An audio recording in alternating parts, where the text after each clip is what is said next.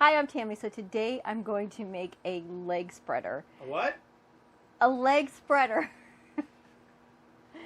A leg spreader is melon liqueur and vodka.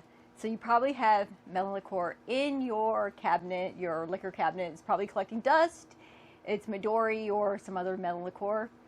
And that's all it is. So that's what we're going to make today. Let's get this shot started.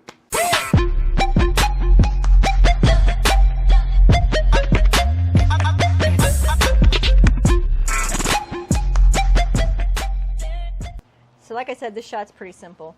We're just going to put some Midori in here and some vodka. Everyone knows I like Beef Eddie. I want this shot chilled, so I'm going to shake it up and get it nice and cold.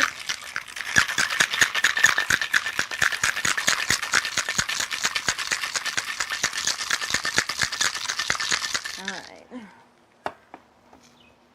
And then I'm just going to pour it into the shot glass. That's it. Alright, so let's try this out. Ready? Cheers!